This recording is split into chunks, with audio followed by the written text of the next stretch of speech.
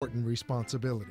So if you are in the position of caring for a spouse or a parent, a loved one who is no longer able to care for themselves, or if you know someone who is, this hour will be worth the listening.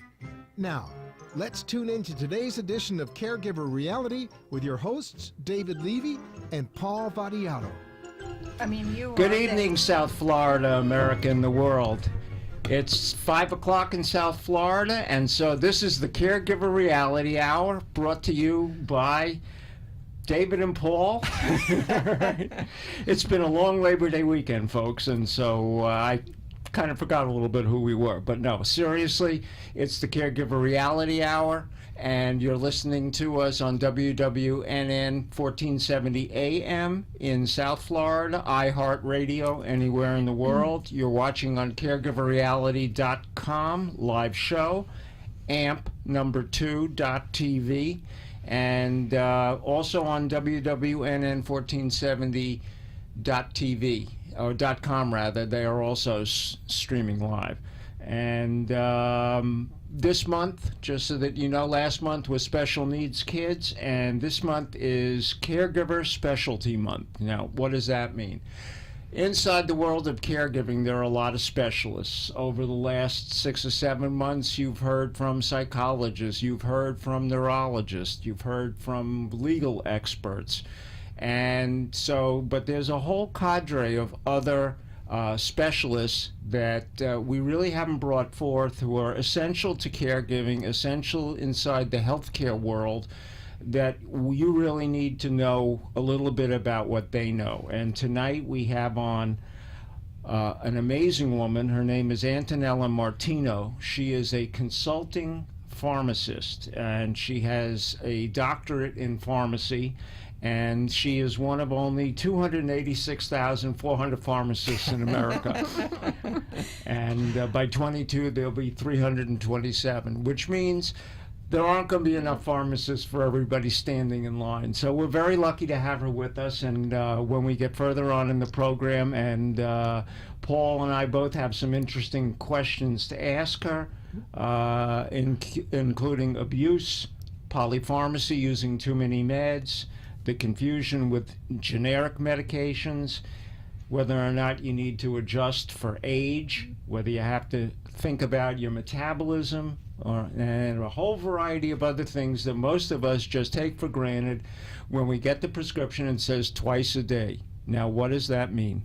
Do we take it at 8 o'clock in the morning and 8 o'clock at night? Or 8 and 8:30. Yeah.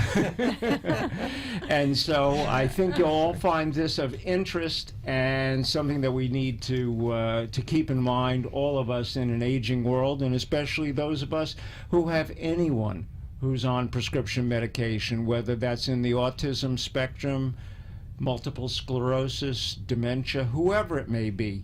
If we're responsible for helping them with their meds, we need to know at least as much as they don't.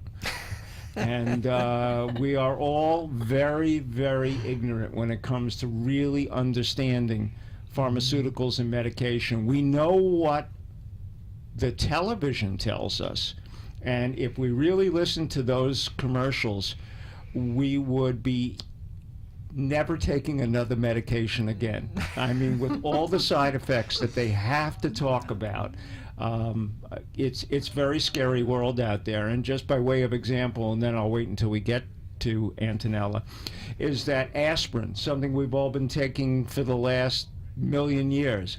If aspirin had to go through the FDA approval process at this day and age, it wouldn't get approved.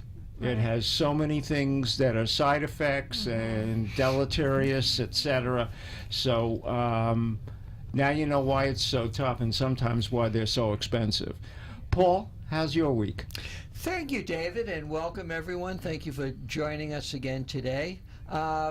In light of the television commercials regarding pharmacy, I'm going to describe this as Restless Caregiving Syndrome Week for me. Leave the legs alone. Yeah, we're still Debbie's still in the process of healing after her procedure, and she's the ever-ready bunny in the morning, and by lunchtime she's crashing and she's on the couch. And I think a lot of what she sees down the road is really starting to play on her thoughts and her mind, and she's starting to see the world more in terms of limitations than of possibilities. And I guess for those of us who are caregivers, that's always a worry, is keeping the spirits up for people, keeping our own spirits up, Right. but making sure that they understand that there is hope out there, and fighting this, whatever it might be, is very, very important to the healing process. And your lovely bride, Suzette. Tough week. We went to see our favorite neurologist, Murray Todd, who's known Suzette now for 25, close to 30 years, when they started the Neuro Institute together. And he hasn't seen her for about a year. And one of the things that I really appreciate about the way Dr. Todd does business is that you don't see him when you come into the waiting room, but he has this little, I won't call it a peephole, right? It's more in the lines of a two-way mirror, because he wants to see how you walk, how you look before you are, trying to be on your best behavior. And when we came in the room, he said, "Suzette, I saw you out there, and I cannot believe how your tremor has gotten worse." And she has what's called an essential tremor. She's had it for a number of years. It's been exacerbated by her condition. And when he went through, not to preempt my discussion with Antonelle, but when he went through most of the medications that she's on, a lot of which are serotonin related, all of which exacerbate the tremor.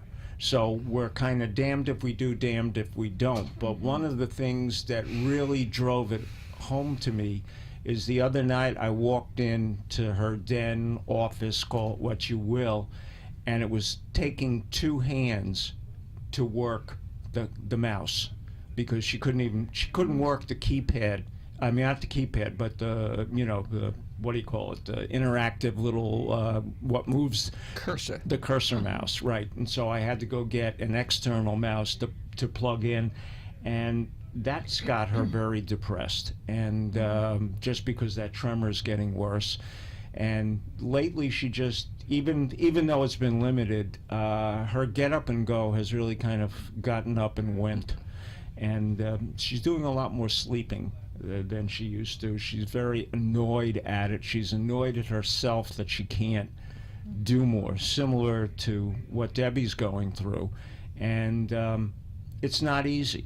And I see it, and it worries me, because we all, as spousal caregivers, don't know what the future holds. And it's a difficult role. And so all of you out there that are caregivers, whether you're spousal, parental, doing it as a good child, or as a good spouse, it's not an easy job. No, and David, I so appreciate our support group of two, because we were on the phone quite a bit this long weekend, because the both of us have had our share this weekend, and I'm sure many of our listeners can relate. Sometimes these holiday weekends really become very problematic for our there's loved too ones. much time on your hands sometimes, and even though you look forward to a There's break. nothing on television.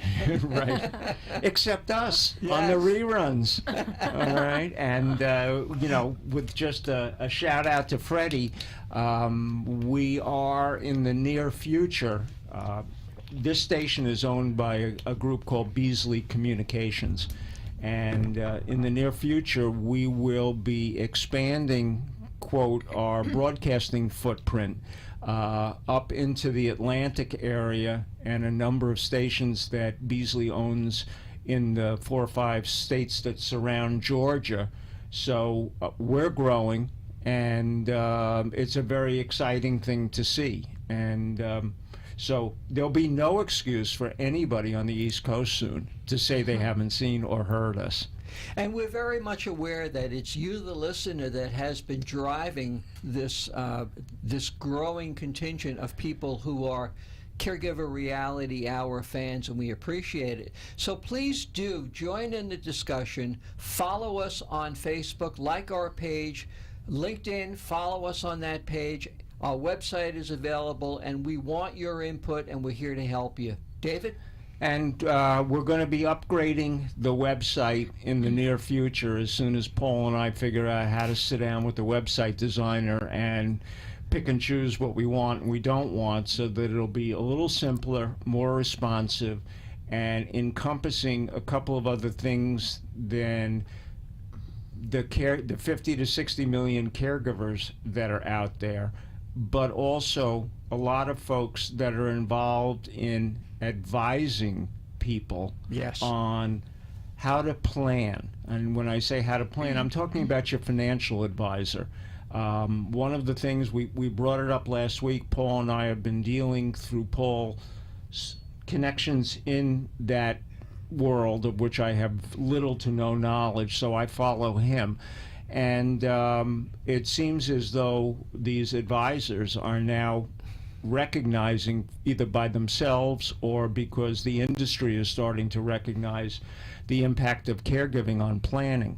And nobody wants to have a good client come back and say, well, you know, you got my estate all set up and my will is perfect, but now I have to deal with this caregiving situation and I didn't plan for it, or we didn't plan enough for it, or I didn't realize the losses that I would incur by being a caregiver and having reduced time in the workplace, and we didn't kind of compensate for that. Not that the advisor isn't doing a good job, but caregiving can be a home wrecker in terms of a budget and planning, and now combine that with aging and now say, oops, I have to figure out what I'm going to be doing till I'm 90. And that's much longer than we ever intended. Not that we shouldn't enjoy living until 90, and that you should, you know, do it with a quality of life that we all would hope we could have, not disrespecting the issues of aging, but did we plan in our budgets to live that long? Because there are some big surprises, we'll be discussing them in the future, that are coming up with Medicare and Social Security. Not that they're not liquid, but for another 15, 20 years, which is certainly a good thing. But there are things in the law that were done in 2003 that are about to appear in 2015, which we won't discuss until we have one of our experts here, but will have an impact going forward, and we'll be bringing you all the information on it. But it's just one more thing that has to be cranked into the equation. Paul? Just to conclude this little part, for those of you that are meeting with your financial advisors in the weeks to come, one of the questions you definitely want to bring in that discussion is, please show me in the planning model that you've put together where you have plugged in the contingency of if one or both of us should get sick and we now need to come up with another $40,000, $50,000, $60,000 a year in order to pay for that kind of care. And you want to have something specific on that, because aging is not necessarily going to be of the healthy variety. We hope it is, when we do our best in our earlier years to make that happen. But sometimes aging comes up on the unhealthy side, and we need to look at that contingency. We really do. And one of the questions that we know that a good elder law attorney asks, and one of the reasons we go, is to make sure that we have our advanced directives and our durable powers of attorney. We speak about that often. But I will say to every one of you listening, if you have a son, a daughter, or a brother who has now reached his age of majority, depending on what state you're in, 18 or 21, every single one of them needs to have a durable power of attorney or an advanced directive, because even if your mommy, daddy, your favorite sister, whatever it may be, the healthcare system will not deal with you because of the restrictions on healthcare law that are called the HIPAA laws. And you need to make sure, if you've got a child that went away to college this year and is 18, 19, whatever the age of majority is in your state, if something happens to them while they're away, even though you're mom, you just cannot guide that ship the way you could have when they were younger and they were totally dependent in both the eyes of the law and practically on you. And for those of you that have special needs children or are older and have young children, one of the things you need to think about, besides just putting down Aunt Sally and Uncle Ralph, is who do you really want to take care of your children if something were to happen to you, especially with a special needs child? Who would you pick to be that child's guardian? And over and above the who, with the person who's going to be in charge of taking care of that person, you also want to give thought to who is going to be responsible for the money, the finances of that. Now, it might be the same person, but it might not. They are two totally different skill sets. And to tack on one of the thought of what David was speaking about, if you have drawn those durable powers of attorney and healthcare surrogacy 3, 4, 5 or more years ago, they need to be revisited. They need to be looked at again by an attorney, particularly an elder law attorney, to make sure that they're current to the law and specifically current to your set of circumstances. For example, would you necessarily want an ex-spouse to make those decisions for you simply because you neglected to change those documents? And not only that, but the person that you picked now may be substantially older than you. Right. Will they be around and competent when you need them? Can they handle the stress of making serious decisions for you?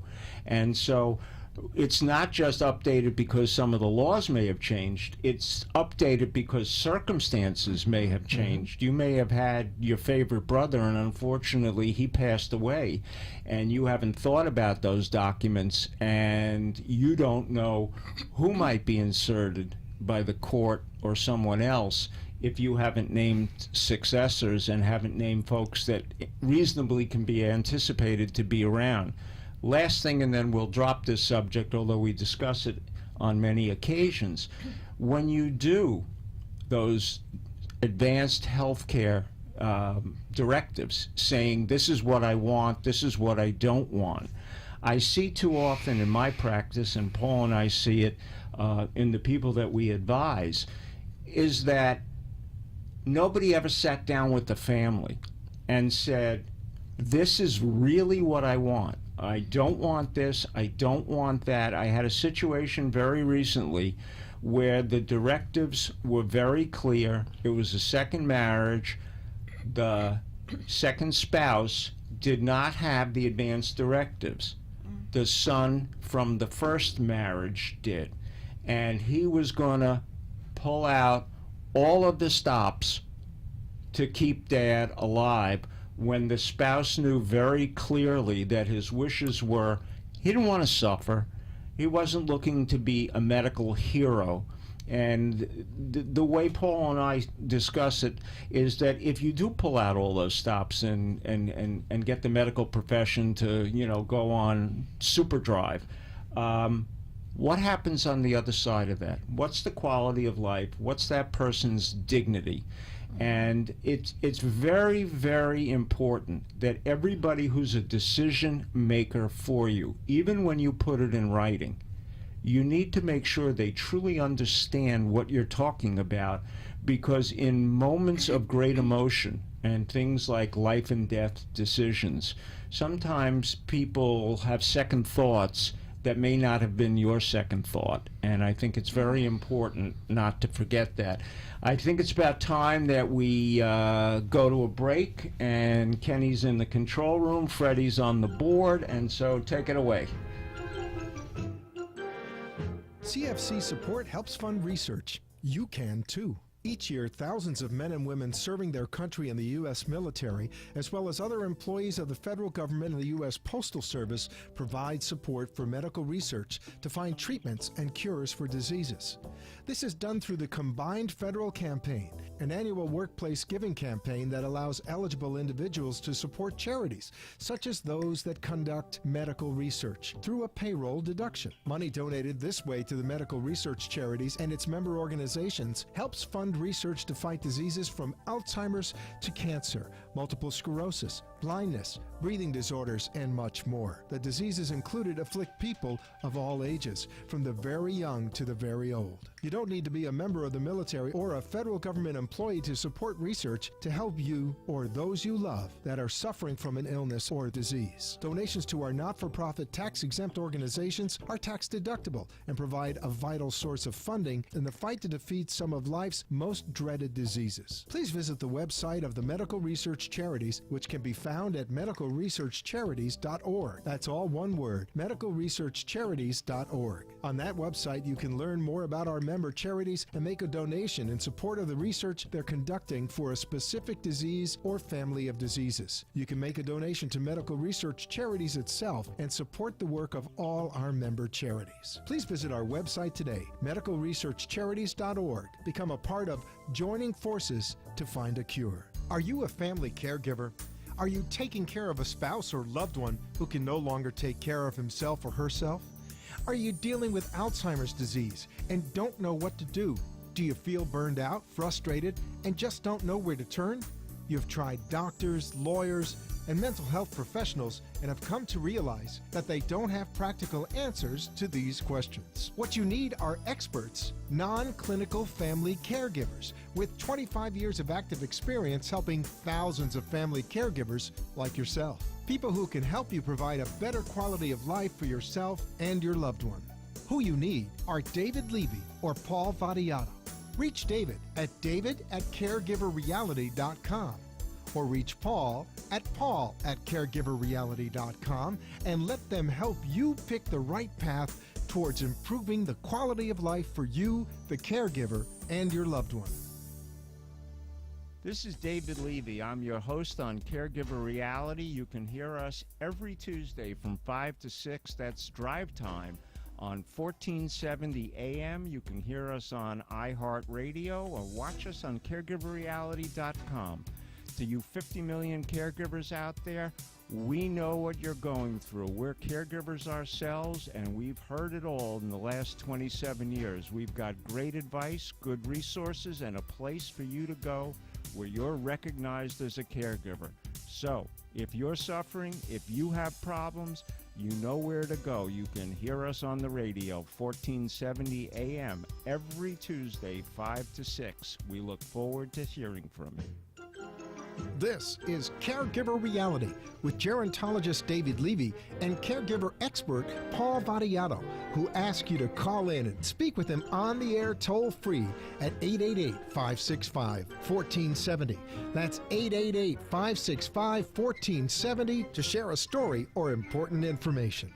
Now, back to today's Caregiver Reality Show. And we're back. And before we go to Antonella Martino, I want to make two clarifications. The first one is that between Paul and I, we have about 67 years of experience, all right? So they were homogenizing us together. So I didn't want you to think that we're not qualified. David, I think we rode the ark for Noah. Right. Noah. Yes, they picked the two of us. we Two were by the two. Right, we were the two caregivers, and the two male spousal caregivers that went on the ark. But all kidding aside, there's an awful lot of experience between the two of us. We take what we do very seriously, and those commercials were made way before we realized that the two of us would necessarily be doing this together. As you know, we do medical research charities each week. Last week, we answered a couple of questions from MRC followers and listeners. This week, I'm going to do a shout out only because I have someone in my family that's suffering with very bad rheumatoid arthritis. So I'm giving a shout out this week to the Rheumatology Research Foundation. More than 50 million people are living with the pain of rheumatic diseases. The Rheumatology Research Foundation is leading efforts to improve the health of people with rheumatic disease by supporting education, training, and research that will lead to advances in treatment and one day, hopefully, cures. Established in 1985, it has invested more than $100 million into its awards and grants and is the largest private funding source of rheumatology research and training programs, and targets particularly debilitating rheumatic diseases such as rheumatoid arthritis and similar types of inflammatory arthritis. It has consistently received a 4-star rating from Charity Navigator, America's largest independent evaluator of charities. And on average, which is something that I think is excellent, 90 cents of every dollar donated to the foundation is used to fund those awards. And so you can make a donation either through medicalresearchcharities.org, go to the site, click on Rheumatology Research, or you can go directly to their site and see what they're doing at www.rheumatology.org. That's RHEUMATOLOGY, rheumatology.org, and you'll be making a contribution that will be hopefully used to help millions and millions of people, because in an aging world we see an awful lot of arthritis and rheumatoid arthritis. Even with children. And with children as well. But now it's my distinct pleasure to hand it over to Paul and Antonella Martino, who is a consulting pharmacist. And Paul, why don't you take over?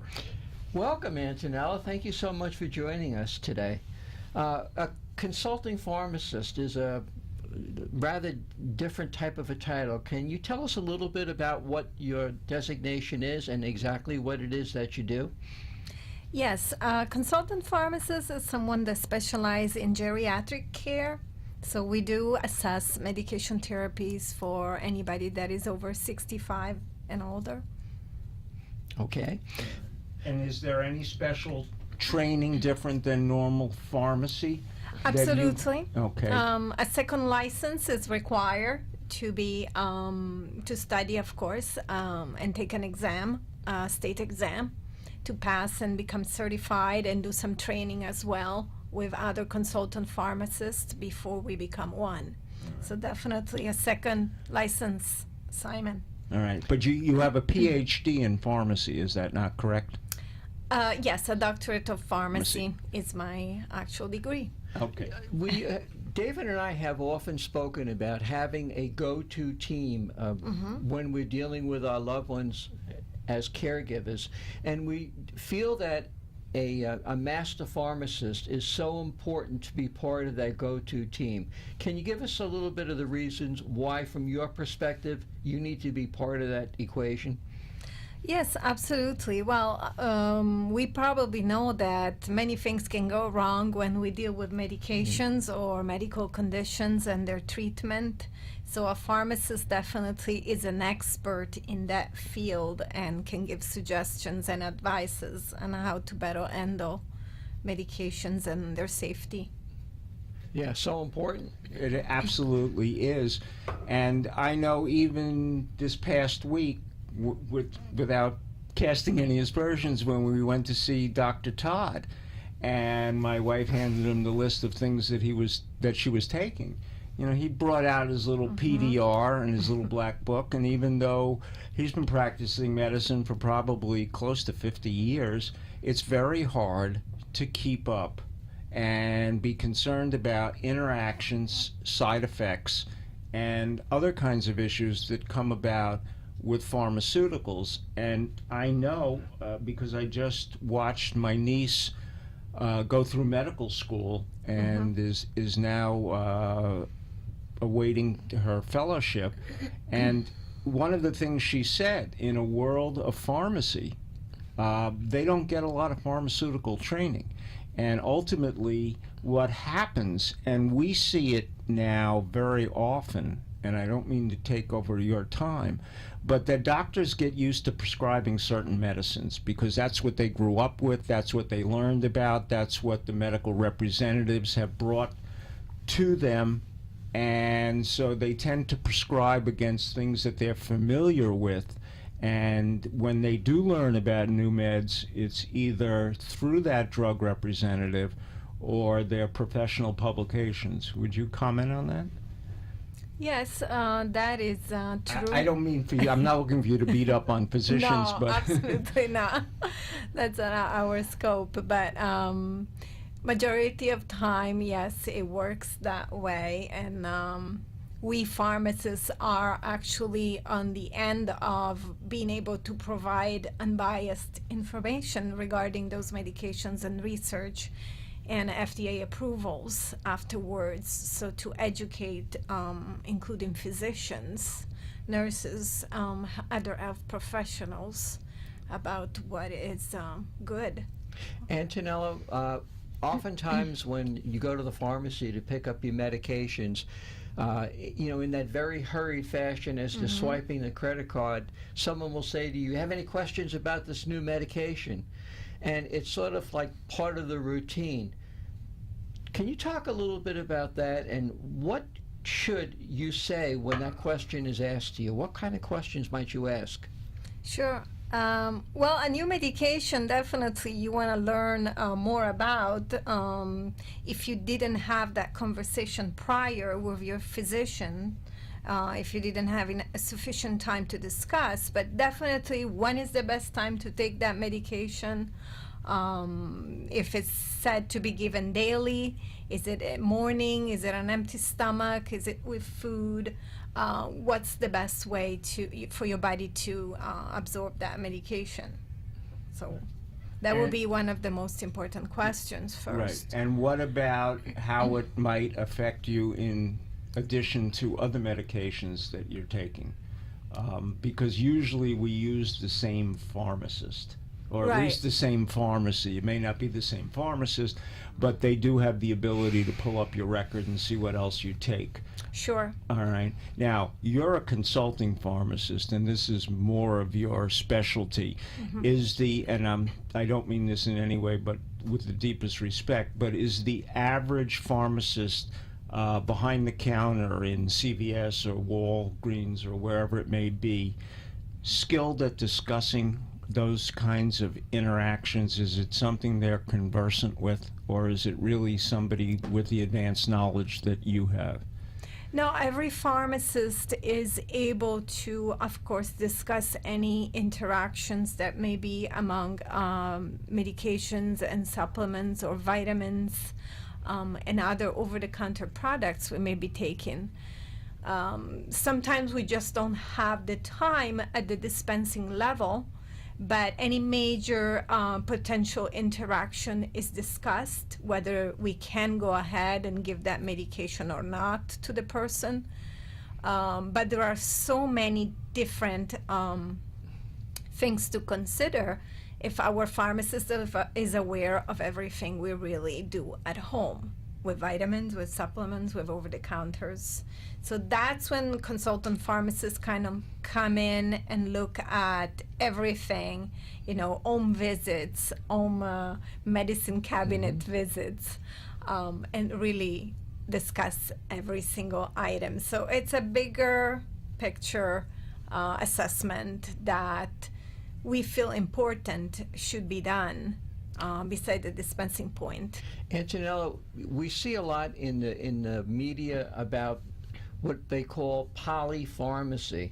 And can you tell our listeners what do they mean by polypharmacy, and why is that something that they should be very, very concerned about? Sure. Polypharmacy is the use of multiple medications that can be necessary or unnecessary. And that's where we want to really have a detailed assessment of each medications. What is it used for? Are we getting, results from the medications that we are receiving?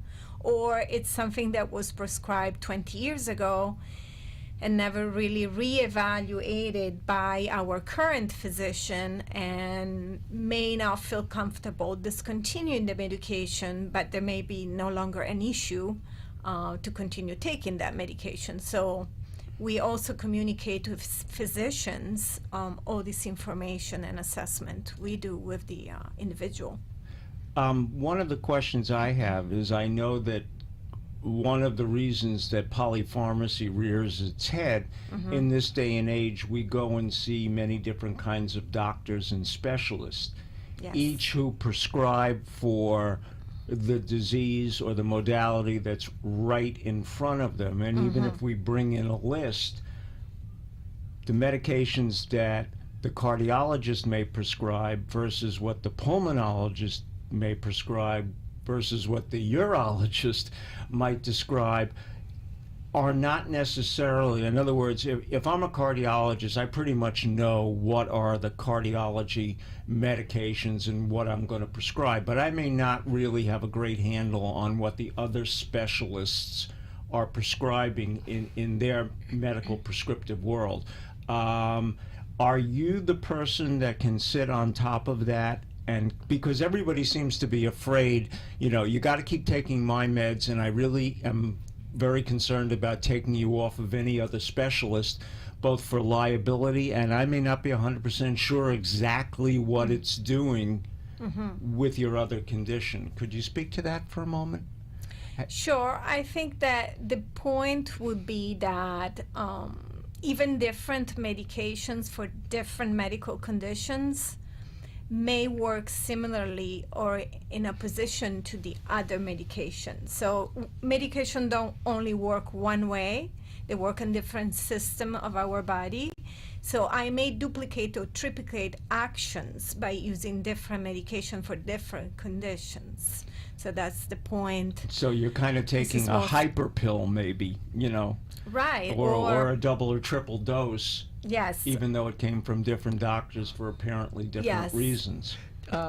Antonella, when they do the testing on these medications, how many typically will they test against? 3, 4, 5, 6 different kinds of medications? Because, I mean, some of our clients are taking 7, 8, 9 different medications.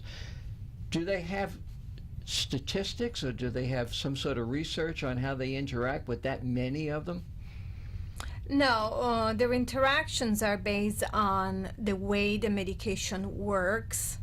So we consider a certain mechanism to be affecting the mechanism of other medications. So it's not specifically studied at the level of each individual medications, but more of how they work and how could they affect each other. And even when you get out to, as Paul said, 8 or 9 or 10 meds, you can still track those interactions, or do you reach a point kind of where the equation gets too busy?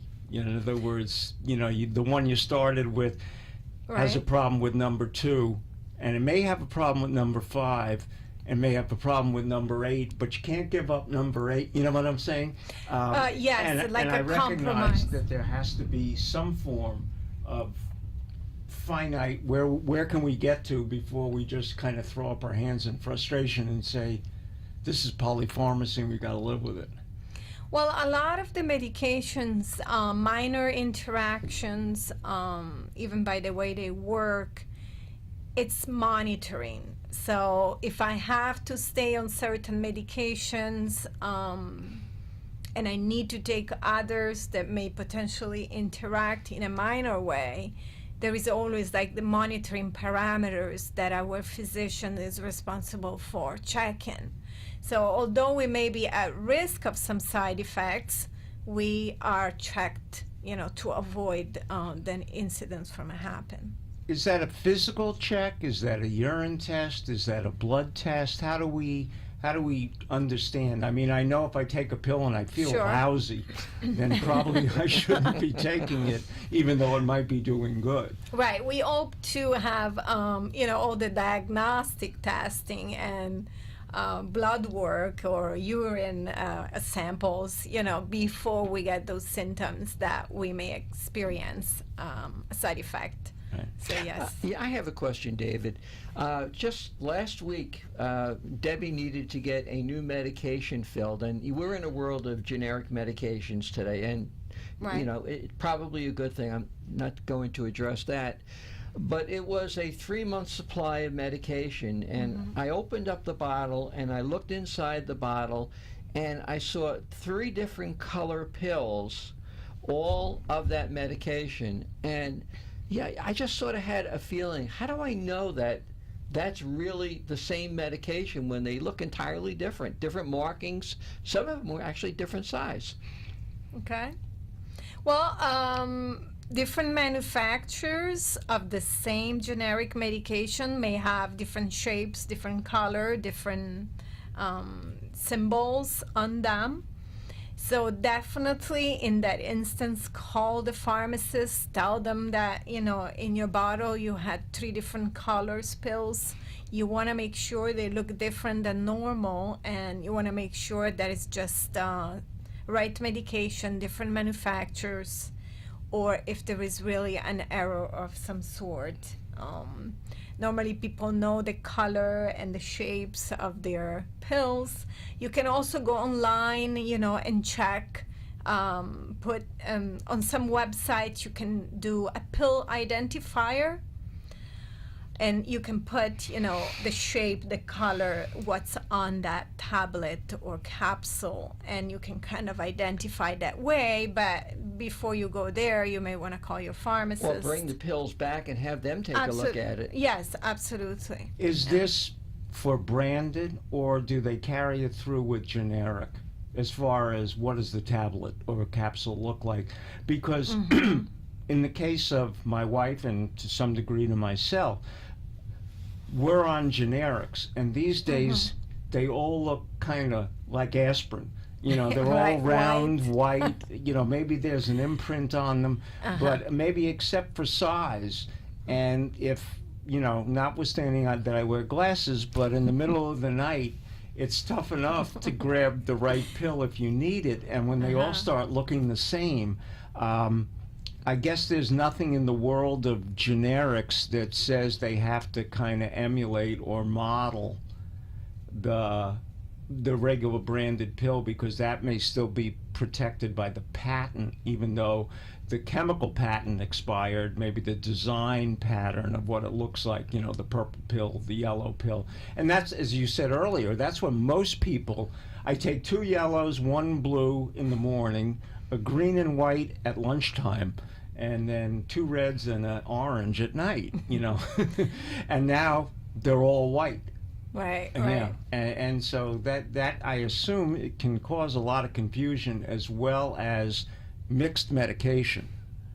Yes, no, absolutely. But you want to be able to distinguish between each manufacturer and each brand products. So yes, they are identifiable in color, shape, and imprints. I put labels on the top of my bottles, What you know, because what do they Yes. say, David? they're different colors, so I know what they are. Or I'll put a black dot because it's a nighttime pill, and a yellow dot on top because it's an not that I have an afternoon pill. That's a great idea. All right, and a red Sure. one that says these are morning pills. So at least I know how they line up in height order, because they all seem to come these days in the same brown bottle with the Yes. same white safety cap. And Which I can never get over. right, and notwithstanding that they're generic on the outside, I mean, in terms of the pill, they also come very generically packed, and it's very difficult sometimes if you're in a hurry and there's more than a couple of pills. So I've gotten into a ritual with my wife, as I know you have, Paul. At night, I stand there and I line up the bottles, and then I put the pill in front of the bottle. I mean, it's like baby steps, Yes. but I'm really concerned. And that was one of the things that I wanted to ask you. I know a lot of older folks on a lot of medication that use the infamous pill box, you know, the Yes. one that's set up for the week in days and morning, noon, and night. And that's a lot of pills in a box. And I just wonder at times, shaky hands, poor eyesight, whether or not that box can cause as much confusion as it can make a little clearer taking those medications, because I've gone into people's homes when I've asked, and I've looked under the bureau where they normally take their meds, where pills have bounced, and Yes. you know, and so you just know either they're not taking them, maybe they're taking a couple of the same, they forget because it isn't clear whether Tuesday's Wednesday or Thursday, and we're all guilty of that. But I wonder whether or not, you know, in institutions like hospitals and nursing homes, they're coming around, they're checking the barcode on your wrist. Sure. It's coming out of the machine, it's being dispensed in a bubble pack. So even professionals, all right, have cross checks on what they're doing. We as lay people at home have none of that. And I just see that in an increasingly more medicated aging world becoming an even greater problem. Are there any solutions you're aware of on the horizon? Is there anything that, I know that may be the million-dollar question and you can't answer it, but Pending, patent pending. Yes. all right. Well, there are some better systems that can organize your medication without the problem of dropping them, you know, electronic systems that they alert you, you know, at the morning time by flashing or a sound that can open up the only box that needs to be open for that particular day, and there may be filled for months, for the month. So that is a little bit more safe than maybe the single weekly pill Open the box and that they can all- fall yeah. and everything can get mixed up, and even more chances of error occurring Right. than using it from the bottle. I know that, you know, in the world of pharmacy, we can hit certain limitations. I'm kind of aware, you know, the frustration that everybody has because there isn't anything new and exciting in, let's say, the Alzheimer's pipeline. Right. But I'm concerned because what I do see more and more of is the warnings that are coming down that we don't have enough antibiotics in the pipeline, and that we have been medicated over the years. When we go in and complain, I have a cold, I have the flu, and it's easy enough to write a prescription. And we've kind of created superbugs. That's how we got Right. MRSA, methicillin-resistant Staph aureus, and others. And so where are we? Do we have anything that you're aware of coming down in the pipeline? And how close to the tippy top are we now in terms of the superbugs like MRSA? Well, unfortunately, I have not heard of anything coming up that is, you know, more broad spectrum covering, you know, a larger number of bacteria or a virus, just because it seems like we have exhausted all our sources, and we have used probably antibiotics in the wrong way more often that we would have liked in our body. Obviously, maybe also not having taken them for the full duration. Right. We have created resistance ourselves, you know, and now we are in a not so easy situation when it comes to very serious infections. Right. We see that a lot with urinary tract infections. Yes. Oh, yeah. The short duration pills that don't Sure. work, Yeah. and they tend Get to changed. repeat themselves and create superbugs. Yep. Yes. I know this is a little sensitive, Antonella, so maybe get a little bit of guidance here. The cost of these medications, Yes. they just seem to be going through the roof. And I know that there are people who are listening who sometimes have to make decisions between medicine and eating. I had a pharmacist recently tell me that there was a medication that Debbie was taking that were 50 milligrams. I'm not going to mention the medication. And it was a by the way. He says, did you know that these came in 100 milligrams? And if you speak to your doctor, you can break the pills in half and actually buy half the number of pills, and that dramatically brought the cost down. Yes. Can you speak a little bit to the pricing of these medications? Because some of them are really getting outrageous in price. Well, I guess it's another pharmacist's role to contain cost and, knowing ways that we can sometimes save some dollars in some situations. That's definitely sometimes a way to do it if the strength that we need to take is available in larger and we can take half. But definitely there is different pricing, I guess different pharmacies because of the distribution process. So you may want to shop around if cost is a concern, even for your generics medication, based on the insurances that you may have, or if you're paying out of pocket for your medications, you can just call in and maybe find out if in the area you have better pricing.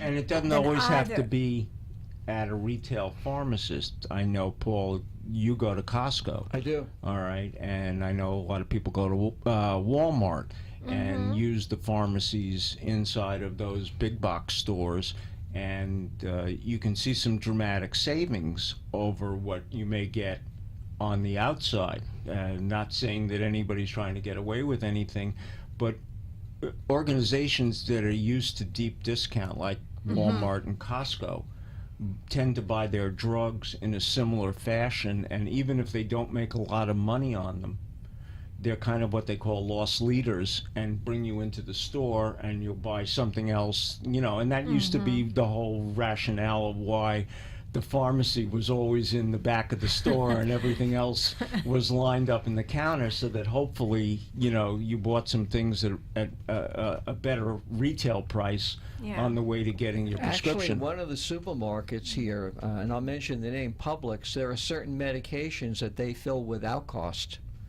And Well, that's because these Yes. generics have gotten down to exactly that. Rather than give you a discount on carrots, they'll give away, the with a antibiotic. prescription. No, I Yeah, mean- oh, well, I didn't mean Yes. if you were getting Yeah. it without them. But this is a subject, Antonella, that going forward, I'm going to ask you to come back because Yes. this is not a one-time once Right. kind of a thing, and nor is it anything that's going to change real soon. And so having good guidance, being able to kind of wend our way through the pharmaceutical process to the extent that we laymen can. If somebody wants to have you consult for them, or how does one get in touch with you? They can contact me via phone, Okay, your number is? 954-650-2147. Repeat it, please. 954-650-2147. And your email is? Or your website, whichever one you care to give? Sure. My website is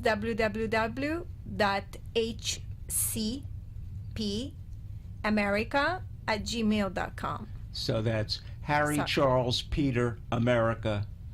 At gmail.com gmail.com. for my address, Okay. email address. Do you have any, before because we're just about out of time, any Sure. last comments or thoughts you'd like to leave our listeners with before we wrap up tonight? Yes, I'd like to say to, become educated about your medications, why you're taking it for, and what they do, and what are the major side effects. Stay informed because the medical informations and research changes every day. And take responsibility for your health. You are the one that has a shared responsibility with physicians and pharmacists and caregiver to be well aware of what you're doing. Thank you. I think that's Great advice. great advice. And I also want to give a shout out tonight to Arden Court, one of our sponsors. I know that there may be a bed coming up in Delray at the Arden Court if you think you need it. 561-498-5552. Ask for Marsha. I'm not kidding. It's just that there's always a line, and I Yes. happened to have been there the other day, and they said they thought there was one coming up, and that's 561-498-5552. They're right on Jog Road, just before Linton Boulevard.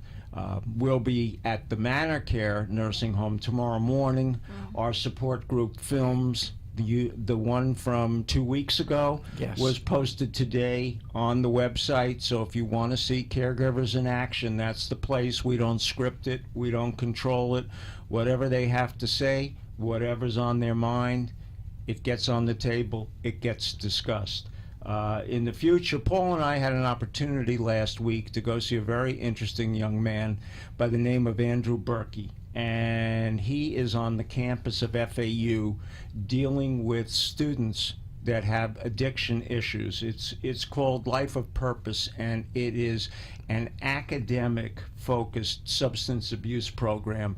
And we kind of saw it in action, and they purchased some homes in the area that are set up like dormitories for students. And the counselors that advise them are not only talking about addiction, but they are driving them through academic performance. And some of the turnarounds from some of the people that he described who were really in big trouble and then turned around, got back on track, got their master's degree, et cetera, is very, very heartwarming, very unusual. And we'll have him on and interview. we'll have him on in the near future. But this is an exciting program, and it's going on, at least for those of you here in the South Florida area, right in our own backyard at Florida Atlantic University. As we get further on in educating the public, I want you to know that our book on practical problem solving for the caregiver is available on Kindle. You simply have to go put in David Levy Caregiving, and the book will pop right up. And I think for under $8, it's a value worth having just for the education. I did not write about how I take care of my wife. This isn't a book about what I remember taking care of my father, my mother, which I did.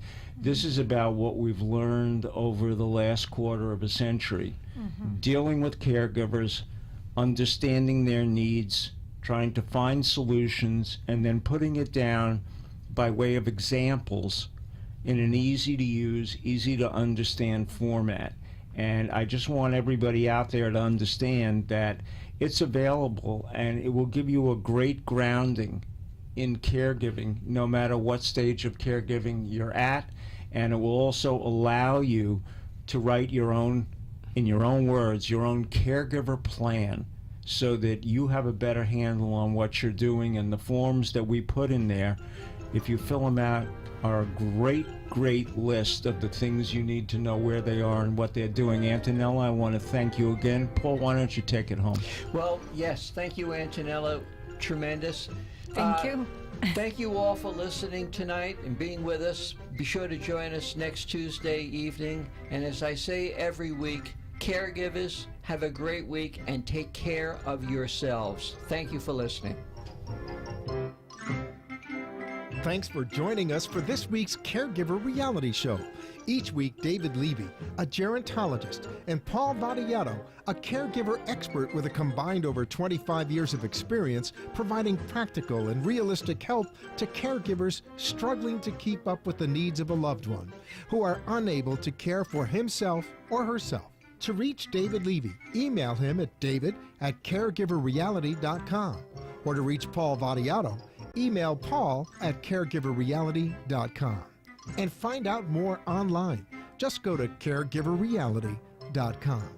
See you next week for another exciting show of Caregiver Reality.